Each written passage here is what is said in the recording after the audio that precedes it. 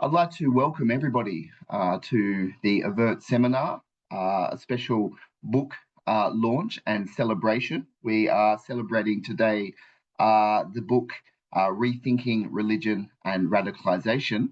My name is Professor Julian Drugan. It's a great pleasure to be here and to be able to moderate a series of presentations and discussions around this fascinating new book, some of the research that's in it, and in particular, a discussion about religion and the far right. So we have quite a packed schedule with us today. Before we begin, I would like to acknowledge the traditional custodians of the land upon which I'm coming to you from, which is Macquarie University in Sydney, whose cultures and customs have nurtured and continue to nurture the land upon which I am speaking today. Now, the session will begin with a selection of opening remarks from Professor Michelle Grossman, one of the editors of this book, Rethinking Religion and Radicalization, after which we have a selection of speakers who contributed to the book, in particular in the area of far right and religion, which I believe is a very exciting, quite a novel way to look at the issue of religion in the context of terrorism and violent extremism. I think we all know that over the past 20 years or so, Islam has often dominated these discussions.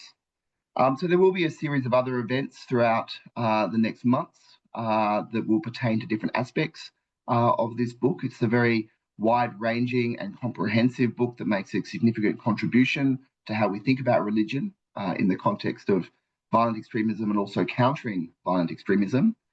Today we'll have a discussion about the far right in particular. We will hear from some of the contributors, some of the researchers who worked on the book. We'll hear from Arie Perliger and also Alejandro Beutel today. We'll also hear from Vivian Durand, and we'll hear also from Lydia Cahill. I'm hoping that there'll be a chance for us to engage in some roundtable discussions with all of the contributors at the end of the session. So please, for everyone in the audience, do think up your questions, do note them down in the Q&A function at the base of the screen, and we'll come back to those questions at the end after all of our presenters have spoken. So without further ado, I'd like to introduce and welcome Professor Michelle Grossman to make some opening remarks about the book. Michelle is the Research Chair in Diversity and Community Resilience at the Alfred Deakin Institute, where she's also the Director of the Centre for Resilient and Inclusive Societies. Of course, Michelle was also the founder of the Avert Network. Michelle, welcome. Looking forward to hearing some opening words and remarks. Thank you so much, Julian. Really appreciate it. And of course, it's an absolute pleasure to be here with this wonderful panel of contributors to our recent book on Rethinking Religion and Radicalization, Terrorism and Violence 20 years after 9/11. So of course, it's a little over 20 years by now. But one impetus for the book, which I co-edited with my very esteemed colleague, Dr. Hisham Hellier of RUSI in the UK, was precisely these 20 years, or a bit more now, that have passed since 9/11. So in those 2 decades, the axiomatic assumption, as Julian has noted, that when religion was mentioned in the same breath as radicalization, the religion in question was always and everywhere taken to be Islam, really became embedded in Western public consciousness in particular, and especially so in countries where Muslim diaspora communities constituted a migrant minority. Now, the same trend, of course, was reflected in much of the scholarly and intelligence analysis during the same period, but with one twist. Popular discourse for 20 years almost never questioned the authenticity of Islam's role in providing a religious foundation and rationale for terrorist violence, and indeed insisted on its salience, even when Muslim scholars went to great lengths to explain why it might not be in every case, the legitimating or motivating factor it was often claimed to be by both terrorist and counter-terrorist actors alike. Yet academic analysts frequently moved in the opposite direction, often discounting or attempting to explain away the genuineness of religious motivations, as the sociologist of religion, Lauren Dawson, points out in an earlier chapter within our book. And so those academic analysts often preferred secular frameworks of reference that either reflected their own normative biases about religion, or else they simply relegated religious motivation to a mere footnote in explaining radicalization trajectories. So one might say that religion in general has been both over but also underdetermined in how we understand the complexities of religious beliefs, systems, and experiences in radicalization to extremist violence. And these trends, of course, have clear implications for the strategies that we develop and implement to counter terrorism and extremist violence, including how various countries govern religion and religious minorities as a result of their experiences with or concerns about terrorism linked to religious belief systems. So as a result, our book, which ranges across a wide spectrum of geographies, religions, and issues related to how terrorism, violence, religion, and governmentality may intersect, has attempted to develop both an analytical and empirical framework in which we can contest and rethink some of the earlier assumptions about religion and radicalization that are now no longer sufficient to explain the dynamics that we're seeing in the violent extremist landscape today and how we might respond. One of those underexamined dynamics is the question of how religion features in far-right and also new or quasi-religious extremist movements and narratives. And that brings us to today's fabulous lineup of speakers.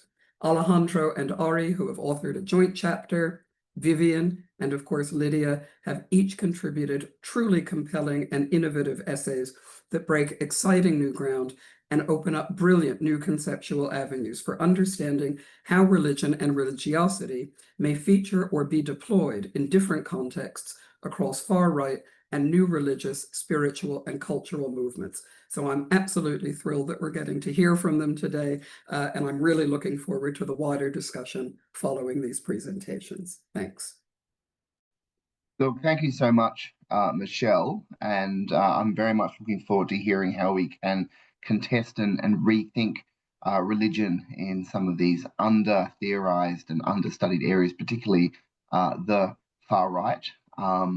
Also very much looking forward to our discussions around the fringes of religion and the far right. And so without further ado, I'm going to introduce our first speakers, who are Arie and Alejandro. Arie Perliger is professor at the University of Massachusetts, Lowell, but is also formerly director of terrorism studies at the United States Military Academy at West Point, while Alejandro Beutel is a doctoral candidate at the University of Massachusetts, Lowell, where he focuses on policing, homeland security, and cyber security. So Arie and Alejandro, we're looking forward to hearing your remarks. Thank you, Julian. Thank you, Julian. And hi, everyone. Good morning or good evening. It depends on where you are. It's great to be with you. And I also would like to thank the Avert Network for facilitating this event. So in our chapter, we really try to utilize the case studies of Israel and the US in order to answer a very straightforward question. Is the nexus of religion and far-right extremism is an instrumental process? Basically, far-right organizations are just exploiting and in an instrumental way religious sentiments and rhetoric to promote their objectives, or if there's actually more deeper thematic convergence between the far-right and religious extremism. And the literature in general provides several ideas or several explanations why we do see in so many different countries convergence of far-right and religious extremism. Some scholars emphasize that religion is being utilized to facilitate recruitment by far-right movements and parties. They also emphasize the fact that religion is a very strong tool in solidifying ideological commitment and in-group solidarity, in many cases, a lot of far-right movements, especially more extremist and violent ones, also utilize religion in order to basically portray out groups as threatening entities that violence against them is justified. Also, in order to elevate their image and their branding and the perceptions, the public perceptions of them by linking themselves to religious entities, help them to present themselves as a more pure, pious organizations and movement, and also help them basically to legitimize and justify their ideology by connecting it to long-held to some religious beliefs. In order to test if those elements are really play a significant role in this convergence of far right and religion, we basically focus on two major case studies. The first is Israel, which I'm going to talk about in the next few minutes, and then Alejandro will talk about the American case. So some basic fundamental facts about the Israeli far right. First of all, the Israeli far right is religious far right. That means that basically almost the entirety of the Israeli far right is a religious, is part of a network of religious movement and religious parties. When you're talking about the Israeli Jewish population, basically you can divide it into more or less three major streams. The first are secular or traditional Jews. The second are religious Zionist Jews who traditionally merge Zionist sentiments with religious ideals, and ultra-Orthodox that, you know, I can get to them later, but I won't talk about them now. Basically, when you're talking about the Israeli far right, you're talking about the religious Zionist stream, which basically is responsible for the entire spectrum of parties and religious movement. In order to understand why this stream became basically the dominant force in the Israeli far right, it's important to understand the dominant religious narrative that characterized this stream. Religious Zionists, for the most part, basically embrace a messianic religious perception of Israel's history and Israel's political and social reality. Basically, they believe that the establishment of the State of Israel, the great military victories of the Israeli state, and the overall success of Israel's and its survival are basically part of a God-driven religious redemption process. Importantly, they also believe that this process will end with the creation of a Jewish religious theocratic kingdom. And even more importantly, they also believe that they can expedite this process by, for example, ensuring the settlement of Jews all over the historical land of Israel, including the West Bank. This is why they're so devoted to the promotion of the settlement project in the West Bank. They also believe, for example, that we should rebuild the temple in Jerusalem. Now, based on this narrative, what we see is a gradual evolution of the Israeli far right. And we do see how gradually more and more religious sentiments and components are being integrated into its ideology. So in the late 70s and more or less until the Oslo Accords, the peace process between Israel and the Palestinians, the Israeli far right was mostly focusing on promoting this messianic narrative that I've just mentioned in basically building the settlement project in the West Bank and the Gaza Strip that, again, they believe will expedite their redemption process, and in general ensuring that no land of the historical Israeli kingdom will be given in any kind of a peace process and so on. Some of those movements also eventually were responsible for the creation of actual violent groups that utilize violence in order to promote this messianic vision, but also try to promote a more significant control, Jewish control in those disputed territories, and so on, including the Kahanist movement led by Rabbi Meir Kahana, who was a part of this dynamic as well.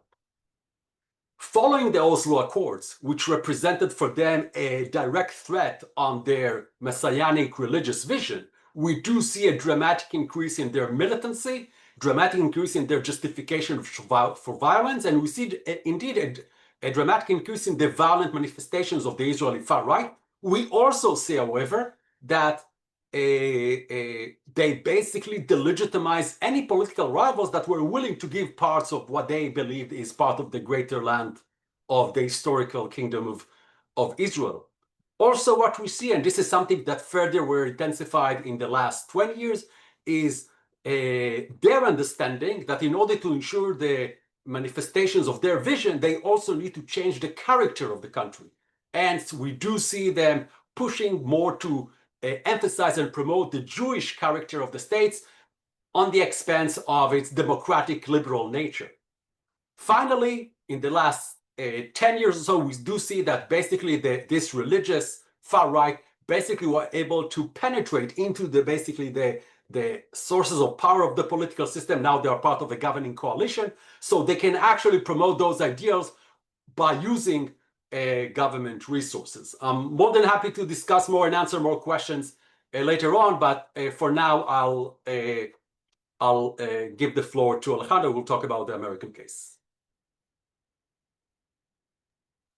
Great. Thank you very much, Arie. And again, thanks to Avert for facilitating today's conversation and discussion. I'm looking forward to all the presenters as well as the Q&A. So switching over now to the United States. Next slide, please. Arie, next slide. So really quickly, before delving into the religious landscape, we have to just briefly mention here that there are three sub-ideological streams that Dr. Perliger has actually classified when it comes to the American far right. We have essentially white supremacists, as we might commonly know them, the anti-government extremist movement, where the central organizing principle is not necessarily related to the fear and demonization of the racial other, but instead intense fear and loathing of government actors, particularly the US federal government. And then third are religious fundamentalists. And in some way, there's actually overlap, especially in the earlier incarnations in the 70s and 80s of, say, the anti-government movement and certain religious fundamentalists, such as the Christian identity movement, in which they were, which I'll get into in a little bit here, which is explicitly anti-Semitic, explicitly racist, but also had a very strong anti-government component to it.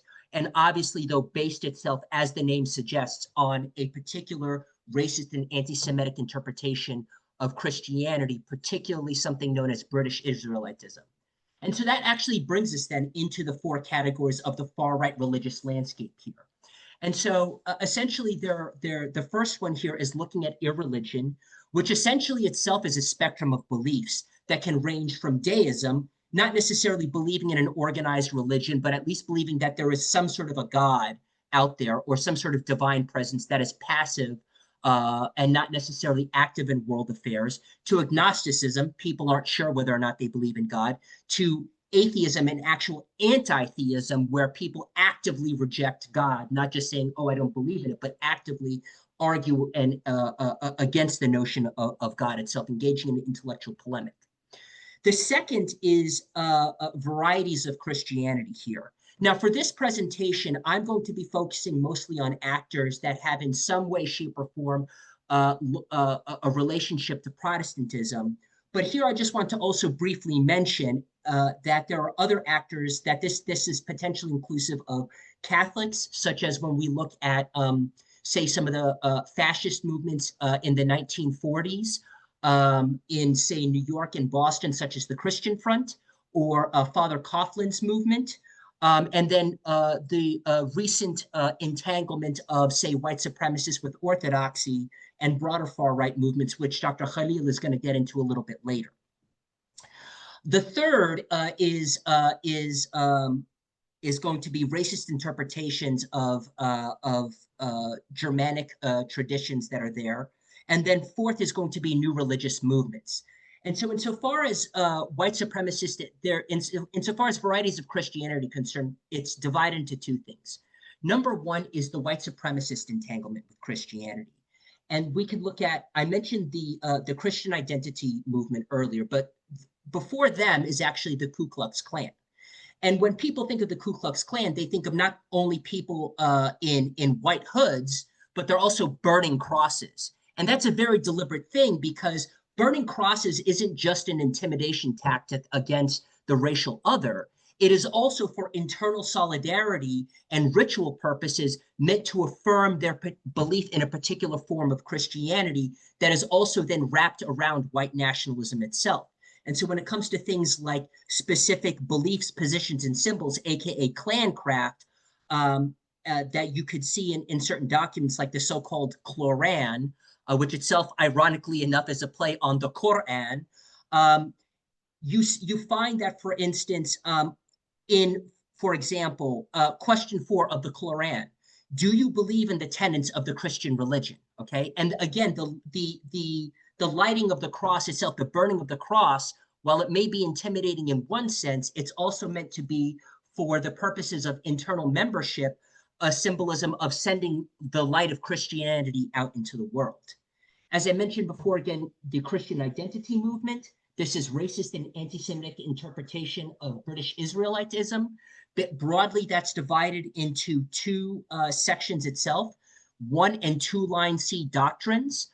Broadly speaking, the 1C doctrine itself asserts that Aryans, white people, are the true Israelites, not necessarily Jews as we would know them today.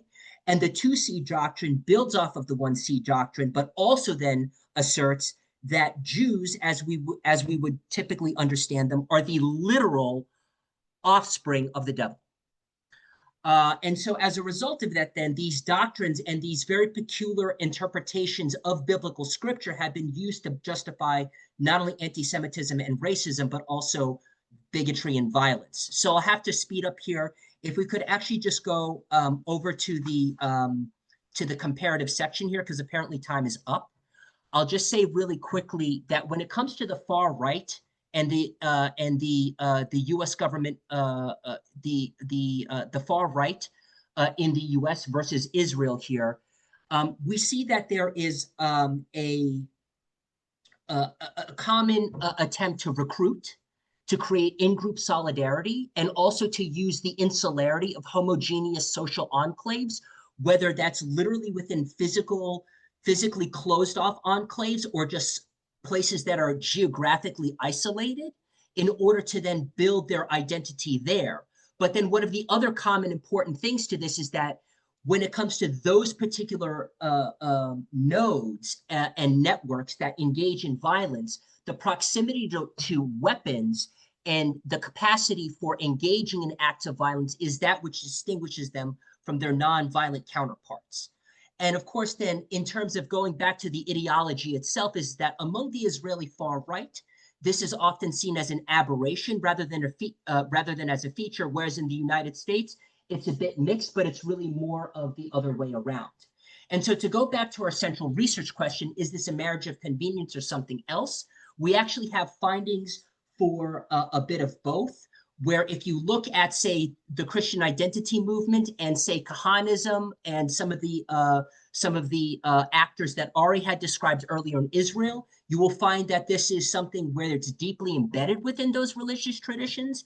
But if you look at something like the creativity movement, which is a white supremacist new religious movement, you will actually find instead that the founder of that religion itself, Ben Klassen, was very, very explicit, in which he actually had stated that he wanted this as an alternative to Christianity and other traditional religions that were there, because white people needed something that would help to mobilize them and give them internal solidarity. So with that, I'll leave it there, and hopefully I can get into some of the other slides during the Q&A. Thank you very much. Absolutely. Look, thank you very much for that presentation. I do apologize for the short time. We only have 12, 13 minutes or so for each. but we will come back, I hope, to some discussions at the end. And on that, for everyone in the audience, please do put any questions you have as we go into the Q&A function. Now, our next presenter is Dr. Vivian Durand. Dr. Vivian Durand is a research fellow and associate investigator at the ARC-funded Anti-Women Online Movement program at the Alfred Deakin Institute at Deakin University. Vivian, welcome. We're very much looking forward to hearing your presentation. Thank you, Julian.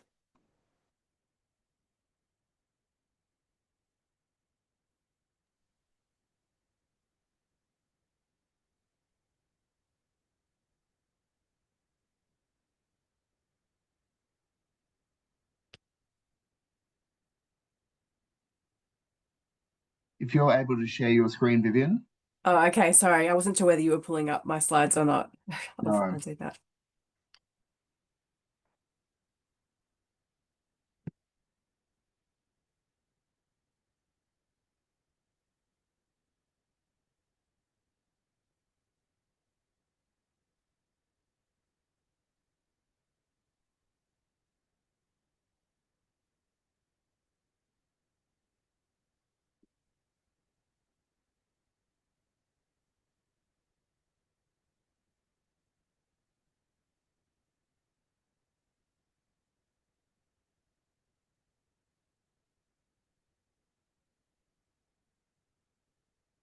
Thanks, Vivian. We can see those slides, so you're ready to begin. Fantastic. Okay, fantastic.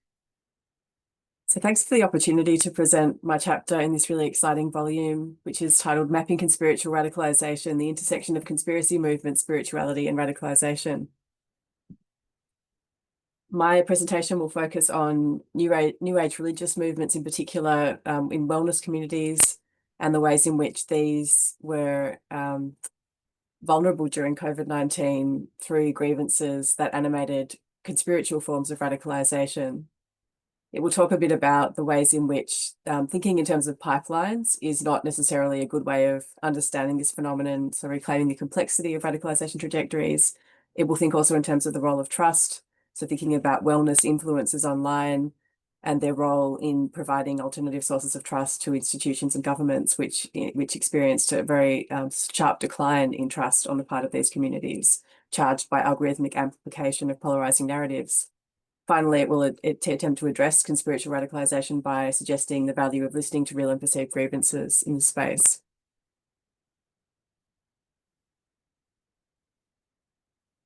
While religion is understood to typically refer to traditional institutionalized belief systems, and spiritual denotes an individual's free relationship to the sacred, the terms religious and spiritual are used in this chapter with mindfulness of their ambiguous and contested nature.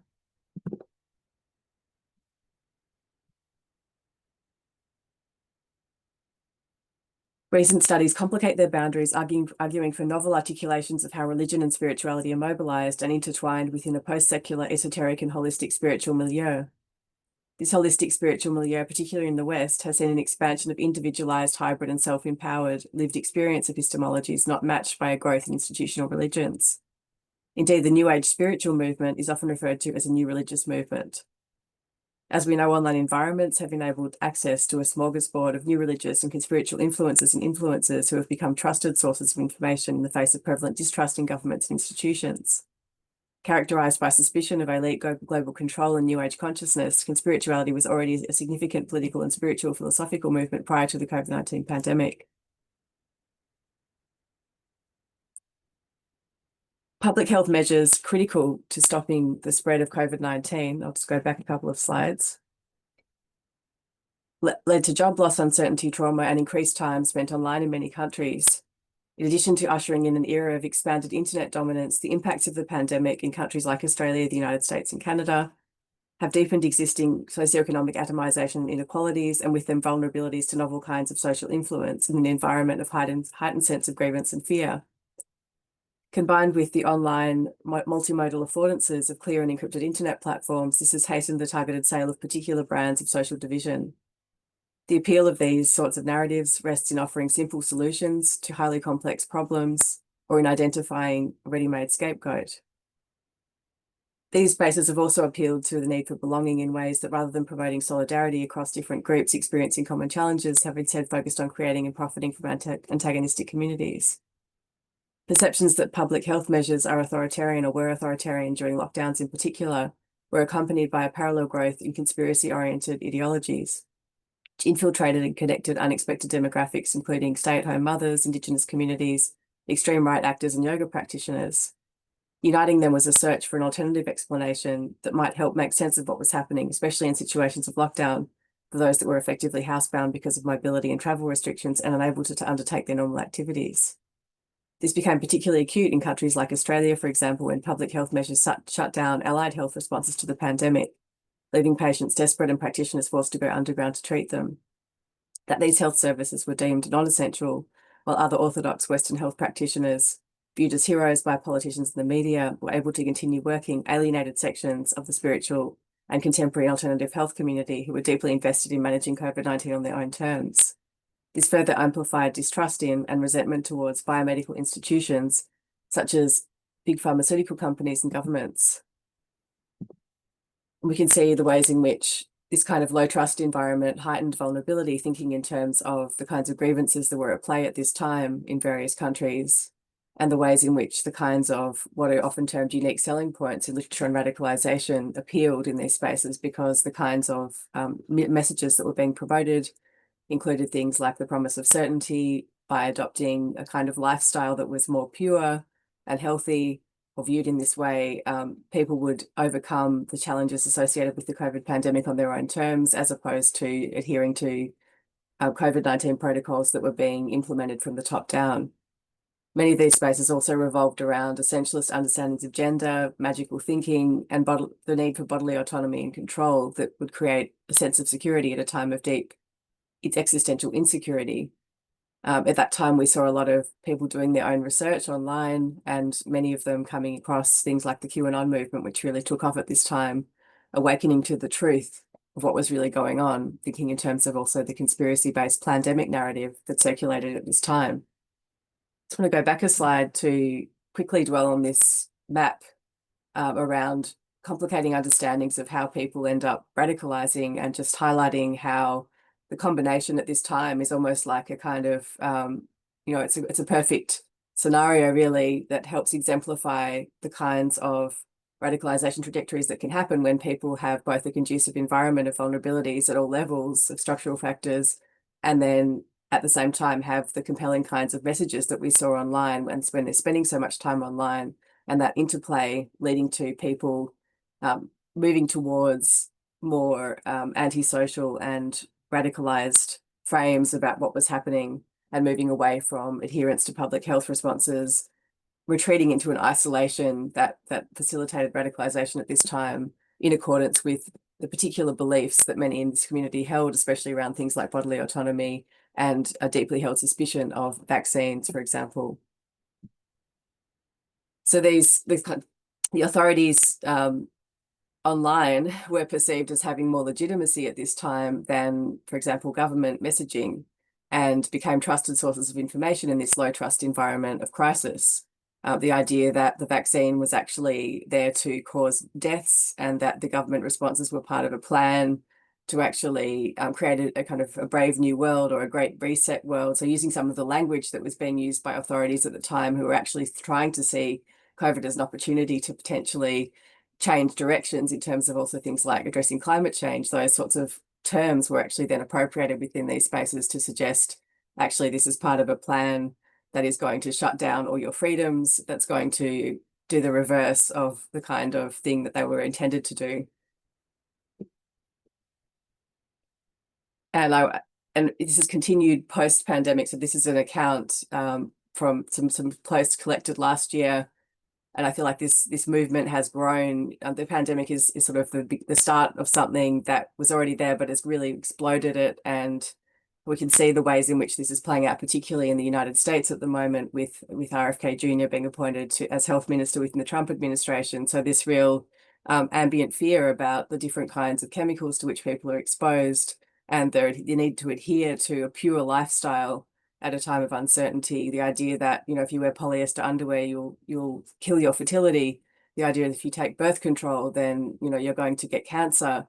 And so that kind of gendered understanding about what is actually healthy has also led many to intersect with movements such as the so-called tradwife movement and part of the manosphere as well. So it's a very intersectional space that capitalizes on these fears and these deeply held convictions about the need to have autonomy from some of these really nefarious influences to which we are actually all exposed. We are exposed to, for example, plastics in the environment, microplastics in the air. So this sort of ambient fear about contamination is not something that's going away, but actually is a continued grievance, and one that I think we see continue to play out. But it's not, I think it's important to highlight the legitimate nature of that concern and to sort of put it into a context of grievance that is not limited even to the pandemic, but it reflects a broader anxiety about the ways in which big industries are not really being regulated or held to account. Big oil, for example, and the plastic crisis that we're facing is causing ill health for many around the world. So I think one of the interesting things to come out of this kind of radicalization is also the need to attend to the underlying concerns that people hold, and to then find ways of meeting people where they are and redirecting them towards understandings of these systems and structures in ways that actually make sense. So obviously people have found sense-making communities online in these spaces based on their deeply held convictions, and we need to do more to continue to provide narratives that actually respond to the grievance rather than just dismissing them as mongers of conspiracy theory. So I think this is a really interesting example as well of someone that was previously an MP and experienced vaccine side effects. And this was not a conspiracy, but it was a legitimate experience that someone had. So thinking about, you know, the broader picture of what actually people experienced at the time is an important part of understanding how people ended up, you know, attracted to these kinds of spaces. My chapter looks, though, at 3 influencers who were kind of key characters at the time of the pandemic that became quite prominent in their particular trajectories of radicalization. So someone like Pete Evans, who was a household name for many years with his condiments on supermarket shelves, cooking, you know, cookbooks everywhere, and on, you know, had his own, he was on a television show, and, you know, he within the first year of the pandemic, he was posting cartoons with the Sonnenrad symbol and a caterpillar wearing a MAGA hat. So he was, you know, I guess, sending a signal that he had shifted from simply being concerned with health to actually also thinking this is now part of a broader conspiracy, and invoking an anti-Semitic conspiracy and displaying the Sonnenrad at a time that was really a dog whistle to some of these movements, and he's signaling his alignment with them. And he was subsequently deplatformed famously, and he's now been replatformed thanks to some of the revised guidelines on Twitter and Meta. But yeah, Evans moved from, after being deplatformed from his mainstream accounts, then quickly moved to places like Telegram, which is another key feature of some of these radicalization trajectories, is that once they left the mainstream platforms, they broke they broke the guidelines. They didn't adhere to the guidelines of the platform. They were then deplatformed, but then that led to them obviously producing more extreme materials that were accessed by a smaller pool of followers, but an increasingly radicalized group of people as well. And we can see similar things with Christian Northrup, who is a very famous advocate of women's health, producing bodies like Women's Bodies, Women's Wisdom, thinking about the wisdom of menopause, providing resources for women going through changes in ways that respected where they were at, but then also moving, in her case, towards advocacy for actually using violence to defend oneself against vaccines, for example. If anyone comes near me, I'll have no problem putting a bullet through their head. So again, Christian Northrup was deplatformed and moved on to places like Gab and Telegram, Rumble, etc., these alternative right platforms. And then you can see how much she was in those platforms promoting the idea of, you know, pure blood dating. So this, invoking this term, harkening back to Nazi Germany. And yeah, we understand the sinister implications of that in that space as well. And the third case study is JP Sears, who has moved from being a sort of comic critic of wellness communities and within wellness communities to becoming a sort of a freedom fighter, and actually quite a significant far-right activist now. And his kind of posts really encapsulate the sort of the tenor of this this movement, which is all about sovereignty and moving away from systemic approaches to health and instead taking on a very individualized approach aligned with the radical right, viewing any kind of government protocols as a form of tyranny and socially distancing from this perceived corrupt system. And JPC is around the time of the US election in 2020 boasted that he'd bought a gun and was inciting the idea of a civil war. So he was quite, in many ways, prescient in his sort of invocations. And his purchase of a gun was a sign of him taking his spirituality very seriously. So it was a sign of him, you know, becoming even more entrenched in this particular belief system, willing to stand up for it by using violence. And we can see where that led. And if you look on his social media accounts, which are no longer shadow banned, they were for quite some time, you can see that he's become even more prominent doing comedy circuits, etc. And he was at a rally against the vaccine mandate, which was also held on the anniversary of the riots, the Capitol Hill riots in 2020, 2022. So he also made videos about his previous sort of satire around guns to actually the need to own guns and protect the Second Amendment, all in the name of freedom.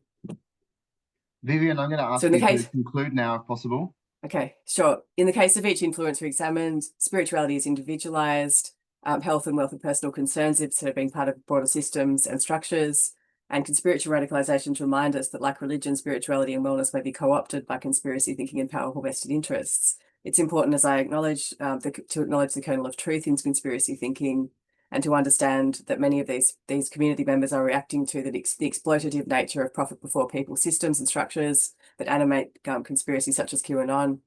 Rather than dismissing them, I argue that the conspiritual milieu's engagement with these highlights the nature of the perceived threat being experienced. Therefore, anxiety should be taken seriously and multi-systemic approaches fostered to restore trust in governments and institutions. Thank you. Well, thank you very much, Vivian. I'm sure that's going to generate a lot of questions in the Q&A. Some people have already been writing their questions in the function, and there's conversations happening with some of the speakers. Our third and final presenter is Lydia Carhill. Lydia is a senior research fellow at the Alfred Deakin Institute. She also serves as a co-convener with me on the Avert network. Without any further ado, Lydia, we're very much looking forward to hearing your presentation on orthodoxy. Thank you so much, Julian, and thank you as well to all the other panelists. The presentations have been really fascinating so far. So my presentation today is on the chapter that was included on the embrace of Orthodox Christianity by the modern far right. So a lot of the scholarship that we have seen around the role of Christianity in the ideology and narratives of far-right extremism, at least within the terrorism research community, has tended to focus on Western Christian denominations. But we've seen in recent years that Orthodox Christianity has gained in exposure and appeal within the far right. I'm only extrapolating insofar as this chapter in terms of what may be appealing to far-right communities, and in particular I'll talk about two specific subsets of the far right. So that's as far as kind of my extrapolation goes, and this appeal has led to a growth in the religious appropriation and conversion of a lot of modern far-right figures within the Anglosphere from other sects of Christianity to Orthodox Christianity. And I think this has been due largely to three broad themes. Obviously, the digital environment, which has transformed so much, but the digital environment has been a factor in terms of the embrace of Orthodox Christianity by the modern far right, issues around globalization, and particularly Russian state influence and their cultivation of the far right.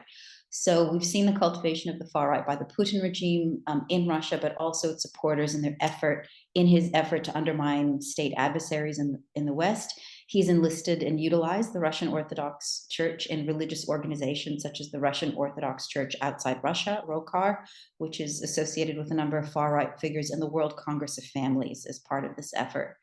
And we've seen this also alongside a resurgence of fascist and other far-right groups in the predominantly Orthodox countries across Eastern Europe as well. And all that's kind of contributed to this notion that the Orthodox Church can serve as a natural ally and a spiritual foundation for many different strains of the far right. So I'm going to talk about, as I said, two specific subcultures within the far right, white nationalism and the manosphere.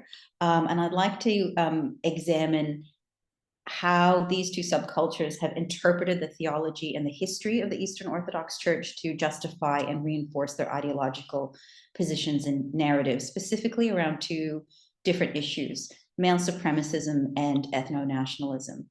I'll just put an important caveat as well to that obviously there is a conversion to various different faiths, including Orthodox Christianity, reveals that it's a harnessing of religion as a political and ideological act. It's not just a spiritual calling. There's particular features of Orthodox Christianity, in particular its patriarchy, its hierarchy, its traditionalism, its anti-modernity and mysticism that are highly appealing to the far right. And they draw on these features and attempt to use religion as a means to justify exclusionary practices and ideological positions. But in examining this appeal to the far right, I don't want to suggest that orthodoxy appeals to only converts who hold far right ideological views. There's a lot of different people who've converted to Christian orthodoxy for a number of reasons.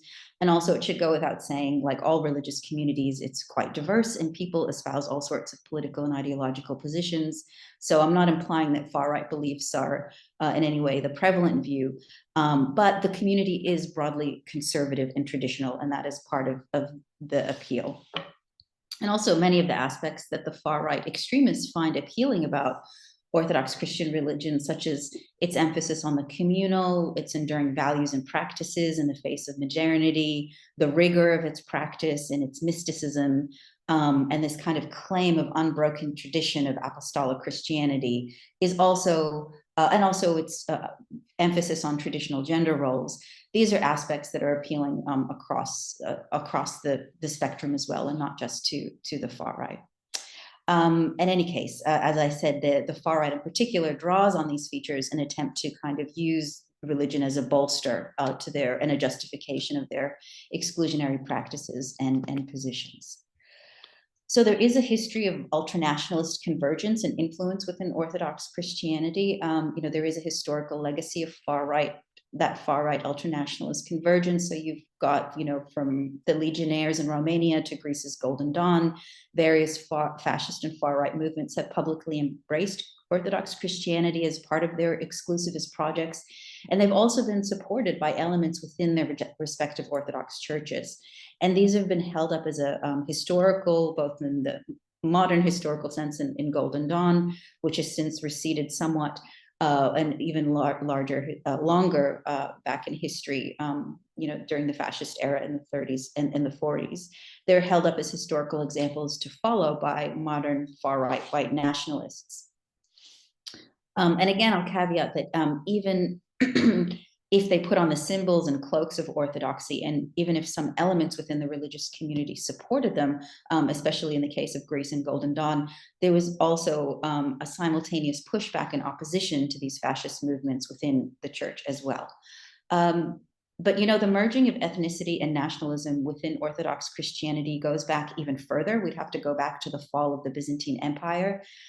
After the fall of Constantinople under the Ottoman Empire, there was the millet system, which was where ethnicity and Orthodox religion became more intertwined, because under the Ottoman Empire, the Orthodox Church was used as an administrative unit. And so the patriarchs became not only the spiritual leaders of these communities, but they were made political and civil leaders as well, who had jurisdictional authority over Christians under the Ottoman Empire. And then when the Ottoman Empire collapsed, it gave rise to obviously smaller nation states, and many of them united behind a vision of Orthodox Christianity as a marker of national identity.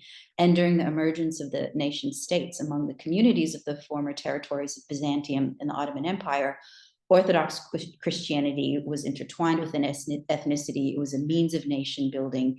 And so therefore, to practice and defend Orthodox Christianity was simultaneously to practice and defend one's own ethnic and or religious identity. So this is a history that a lot of modern white nationalists are hearkening back to. So if we take a look at the white nationalist example specifically, We have a case study here, more of the more well-known ones of American white nationalist Matthew Hambach. He was the founder of the White National Traditional Workers Party. He was a prominent far-right influencer who forged networks between many US-based international far-right and white nationalist movements. He was also a key organizer of the Charlottesville Unite the Right rally in 2017, subsequently indicted for conspiracy for his role in violence. And he ended up converting to the Antiochian Orthodox Church. He was actually excommunicated due to his racist and segregationist views, but he continued his involvement with Orthodox extreme elements in other guises. The Orthodox churches are quite diverse, so it's if you can't find a home in one, you can go to the other. And he ended up finding a home in a more fringe, unorthodox Orthodox church. And as far as I know, he's still involved in that, although don't quote me. And here there's a photo of him actually taking an Orthodox cross and actually bludgeoning someone with it at a counter protest during a rally in the United States. And the appeal of orthodoxy to a white nationalist like Hambach, it's due to that history that we spoke about earlier, but and Orthodox Christianity's history of religious practice tied to ethnically based community. And it appeals to white nationalist actors who desire their creation of their own exclusivist, ethnically based communities. Whether Orthodox converts or not, many in the far right believe, as one anonymous poster on a far right forum writes, at the end of the day, countries who have Orthodox populations have remained more racially and culturally sound than nations with no religion, or worse, Protestantism. But this actually ignores a teaching, a doctrine within the Orthodox Church of philitism, which is actually a heresy, considered a heresy within Orthodoxy, which is the placing of one's ethnic identity above faith and universal humanity. So philitism was declared a heresy in the Orthodox Church as far back as 1872. It was part of Hambach's excommunication from the church. And that charge has also been used to excommunicate far-right actors who have held racist views and promoted an ultranationalist agenda as well. The other sphere of the far right that I took a look at in the chapter is the manosphere. So the orthosphere is now what it's called. It's this online subculture, and this is where the digital environments come to play. They put this Orthodox glaze over internet memes and troll cultures inherent in the manosphere and the far right. And the orthosphere is this kind of loose network of online bloggers and content creators who reject liberalism, postmodernism, relativism, materialism. And while there's different specific beliefs and goals within the orthosphere, they're united by this reactionary, anti-feminist, anti-LGBT, anti-democratic, anti-globalist, and very often anti-Semitic and anti-Islamic ideas, and informed by this kind of traditionalist movement's conviction that the world is corrupted by modernity. There's a couple of aspects of this, and this is where I'll end on in terms of the appeal of Orthodox Christianity to the manosphere. The elements within the manosphere that's more concerned with reinforcing patriarchal norms as a means to kind of rectify this perceived injustice toward cisgender men through the rise of feminism is a really common point of intersection in the orthosphere's promotion. And here they're taking away from a couple of things from Orthodox Christianity. One is patriarchy. Patriarchy is the foundation of both the structure of the church and the family. So for reactionary right actors and male supremacists, canonical prescriptions against women's participation in the service, emphasis on their obedience, and this kind of preservation of exclusively male roles like the priesthood and, the man as being the head of the family is highly, highly appealing. And so far-right converts focus on this kind of model of divinely sanctioned male power to provide justification for their anti-feminist and male supremacist political and ideological goals. And they see that this Orthodox Christianity offers them this useful bulwark against other Western Protestant or Anglican denominations, or even Catholic, who've expanded the women of role in the clergy and official leadership positions. The other thing that's highly appealing about Christian Orthodoxy is teachings around gender essentialism. So in Orthodox Christianity, there's this belief that, or teachings that men and women have distinct but incommensurate natures. So that's quite a prominent view. So particularly within discussions about gender roles, sexuality, and the sacraments. And this perspective is often drawn on these biblical interpretations and patristic writings of the idea that men and women have divinely ordained roles and have distinct characteristics, which is also highly appealing. And also within the clergy, it's also highly appealing because in Orthodox Christianity, you actually have to be married to become a priest. And when you do become a priest, you actually derive additional authority as a member of the clergy, as a member of that community. So becoming a priest in Eastern Orthodox churches doesn't require celibacy as it does in the Catholic Church. And it's motivated by, so for those who are kind of motivated by the hierarchy of men over women and restoring male authority, that kind of twist that and turn the Orthodox priesthood and authority as male head of household. But then for those who are concerned with celibacy, Orthodox Christianity also offers another model because there is power in celibacy in the Orthodox tradition as well. There's a long tradition of monasticism, and there's an emphasis on virginity and celibacy.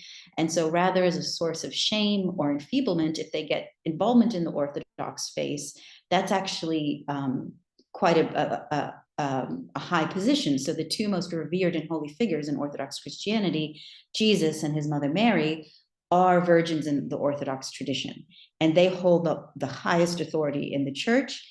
Celibate monks and bishops also hold the highest authority. And so they offer a mode of masculinity that's removed from sexual prowess and procreation. So I'll end it there, and hopefully we can get into more discussion in the Q&A. That's all I've got. Thanks.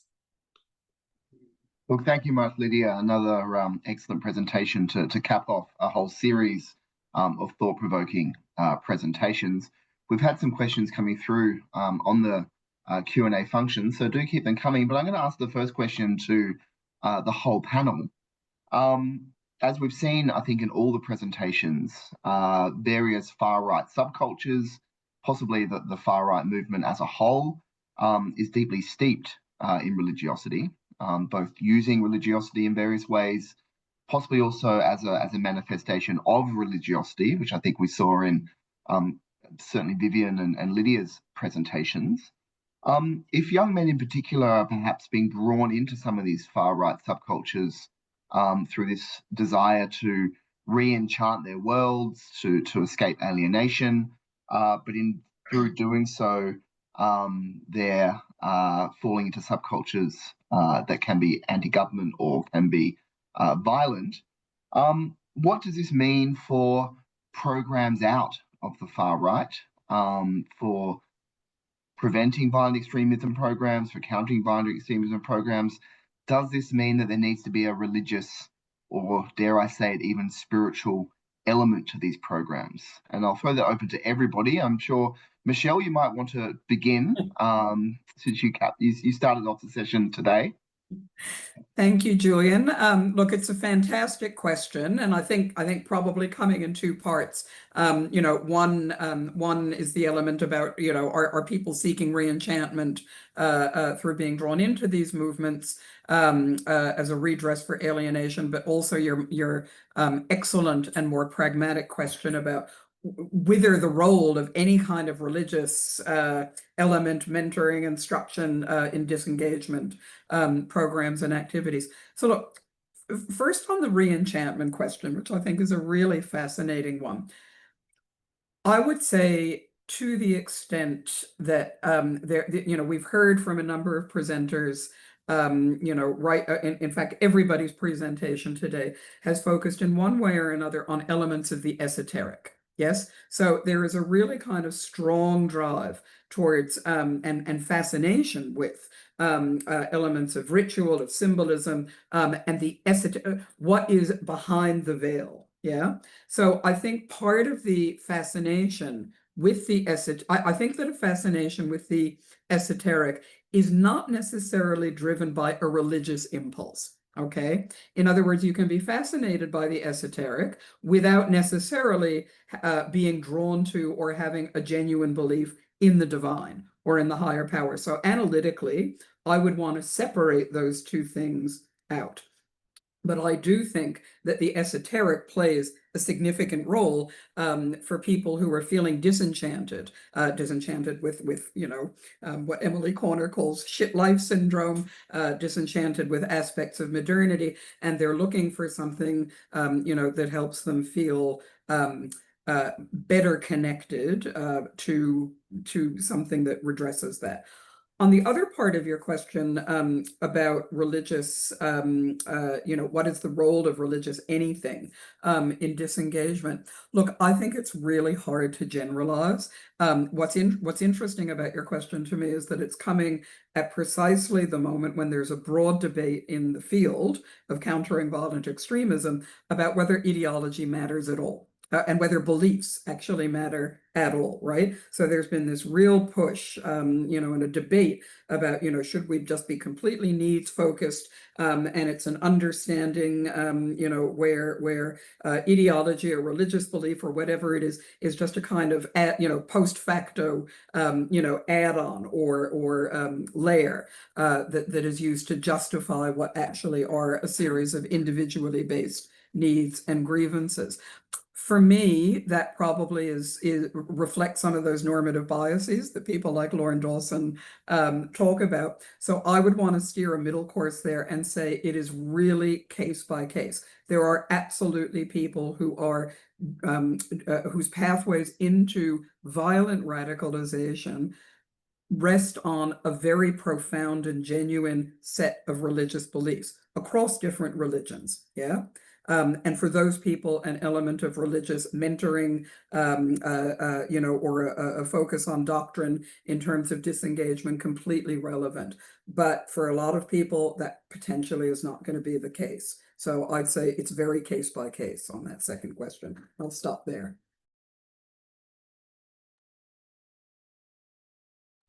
Thank you very much, Michelle. Arie. Yeah, so I just want to emphasize several elements that I think further facilitate this kind of convergence. First of all, I think we need to acknowledge that both religious traditions and far-right ideology really focus on preserving the status quo, or at least restoring past status quo. The basic instinct of both a lot of far-right narratives and far-right ideologies are focusing on restoring some kind of a glorified past and restoring different socio-political order.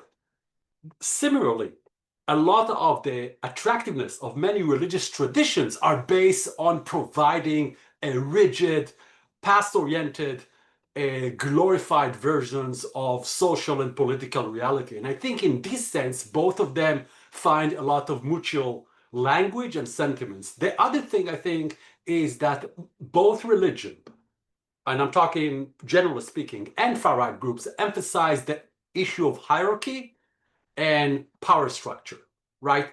Both of them try to present or to preserve some kind of a power structure, whether it's a racial, whether it's ethnic power structure.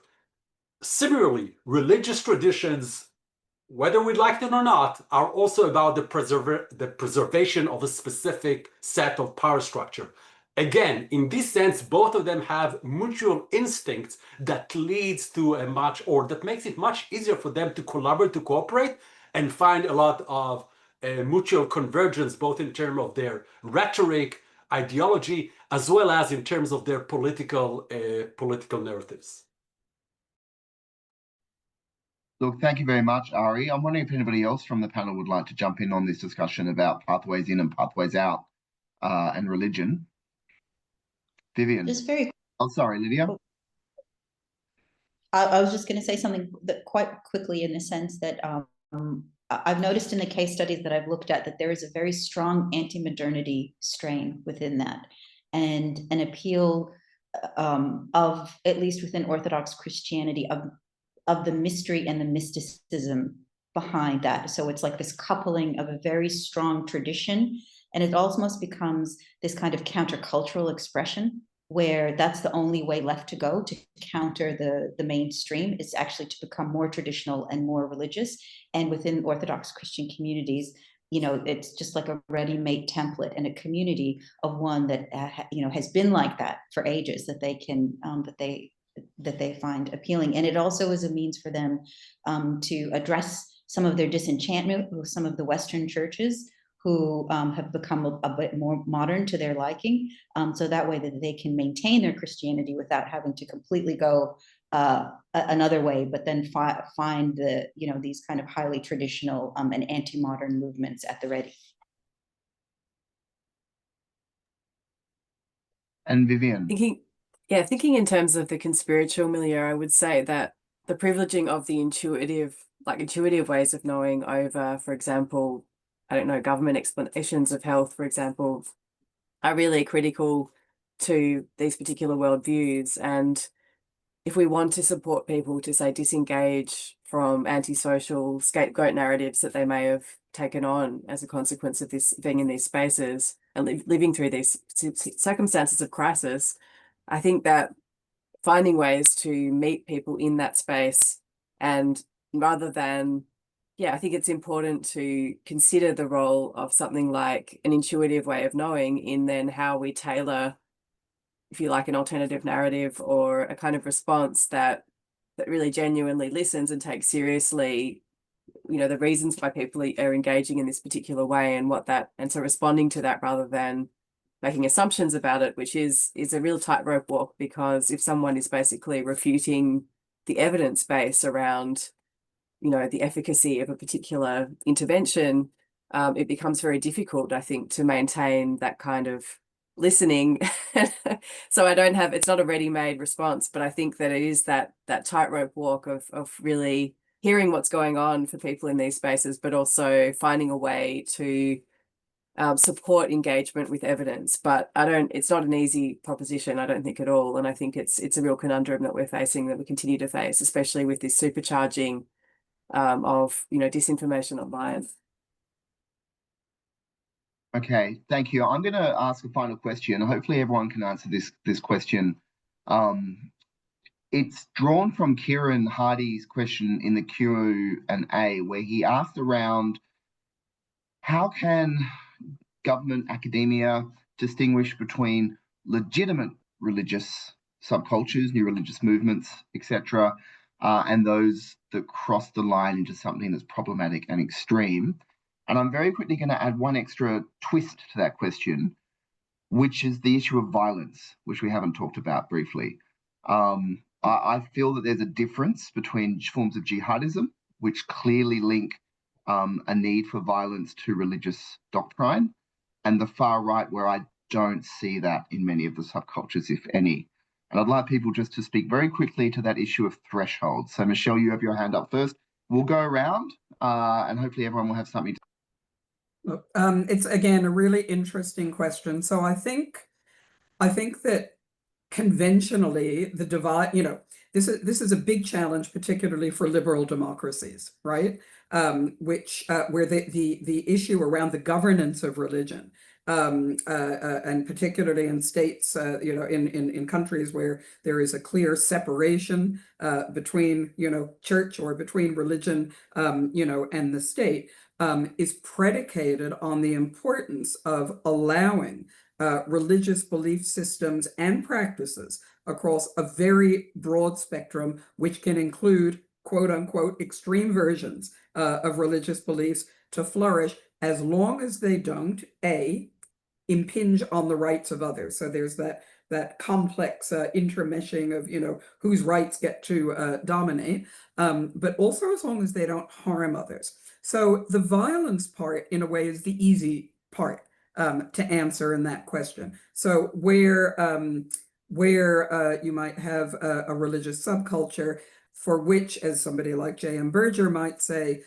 violence against the other, whoever the other is in the outgroup, is understood as a constitutive element, right? The only way for that belief system to survive, is to commit violence or annihilation of the other. Of course, that's a problem. I think the more difficult territory is when we start to get into the area of social harms, right? So social harms that fall below a threshold of violence, and then all the difficult questions: who is being harmed? What is the nature of the harm? Is it a collective social harm? Are we talking about particular individuals being harmed, for example, in terms of discrimination or exclusion? So there are two different kinds of conversations, I think, that we need to have around the difference between violent harms and other forms of social harms, because they actually demand two different kinds of responses, both from society, but also from the state, in terms of both the law and also broader issues around governmentality. Thank you, Michelle. Would anybody else like to jump in? I'll just say, I'll just start by saying that I don't think it's academia's role to define which religious traditions are legitimate or not, or which factions are legitimate or not. I also think that there's a lot of challenges with moral relativism, right? What happens when religious traditions promote behaviors, practices that are directly contradicting accepted norms and accepted practices in a society, right? And we see those kind of clashes in every liberal democracy, where we need to deal with religious communities that have some practices that we deem unacceptable, right? You can talk about and there's many different examples. I won't get into that. I do think, of course, that and I agree with Michelle, violent expressions are very easy to identify. I think where we really need to identify is risks that are involved in basically actually oppressing, repressing other communities, other parts of society, and so on and so forth. But in general, I think this is really context dependent in many ways. Lydia. Thanks, Julian. I agree very much with what Arie said in terms of that I don't like the legitimacy framing of that, but I'd also counter and say that we need to move beyond thinking about what the government role can be, because I think when it comes around the threshold of violence, it's quite easy and straightforward. But then take a look at, well, what is the role of these particular communities? So if I look at the Orthodox Christian community, it's not in the doctrine to promote violence in any way, shape, or form. In fact, take a look at any Christian tradition, scripturally, doctrinally, it's anti-violent, right? But then I think it's about awareness within the communities to say, because I think some of the communities are not aware of this dynamic of kind of far-right exploitation or appeal, and then have some sort of education or awareness around that, and to see what role then those communities themselves think that they can play on to how to counter it. Because as soon as some of that awareness started seeping in, you did see within them a pushback against it. Look, thank you very much, Lydia. We are coming up against time, so I'm going to go to Alejandro first, briefly, and then to Michelle to have the last, hopefully short word. So I want to pick up off of what Arie had mentioned before about context dependent. And I want to preface this by saying that I'm speaking as an American in a different socio-political and legal context here, where our understanding of things related to freedom of expression, including freedom of religious expression, are going to be different from other liberal democracies and other places here, right? So to build off of what Michelle had mentioned before, I think, yes, it's important to have the social harms versus violent harms distinction that's there. And also, I think to build off of what Dr. Lydia was saying earlier as well, was that it's also important then to move beyond what can governments do here, because in the United States, under our constitutional framework, particularly the First Amendment, there are, at least in theory, there are significant constraints upon what government actors can actually do in the social realm itself. And therefore, it is up to civil society to be able to do those kinds of things. So, I get very sort of hesitant when it comes to these kinds of conversations, first of all, even as someone who's a civil libertarian, not just as an American, but then also then when we're trying to make a comparative context here within different legal systems. So I just want to raise that, and therefore saying as an American that I do think that when we're talking about the social harms, at least that is the role of civil society to be able to deal with, including internal religious communities, but those external to it, utilizing the marketplace of ideas. Whereas the violence and beyond violence, but other specific forms of criminal activity that may not necessarily be related to issues of expression, but that may be calling for incitement to violence, or are saying then, you know, that you should vandalize, you know, something, or engage in intimidation and harassment. Those kinds of things are the realm of the state. But again, to go back to my prefacing here, I am saying this as an American. I'm saying this in my particular context, my particular views. And also, finally, I would mention this as my own particular experiences as a religious minority, as a Muslim here in the United States, too, and what that's entailed in a post 9/11 climate. So I'll just leave that there. Thank you very much. Thank you very much, Alejandro. Michelle. So I'm aware that we're at time, so I'll be very brief. It's just to say, and I think this is brought out by what comments that others around the screen have said, which is that religious communities are themselves diverse. Yes, so we do tend to sometimes over homogenize the way that we talk about various religions and religious belief systems. So in some ways, the best moderators of questions about legitimacy or otherwise are those religious communities themselves, which have lots of arguments, lots of debates, lots of contestation within them. So it reminds me of the other political slogan, you know, nothing about us without us, right? It is the role of faith communities to moderate their own boundaries, yes, unless it comes to harms like violence, you know, that broaden out. So I think that point is an important one to remember. Yeah.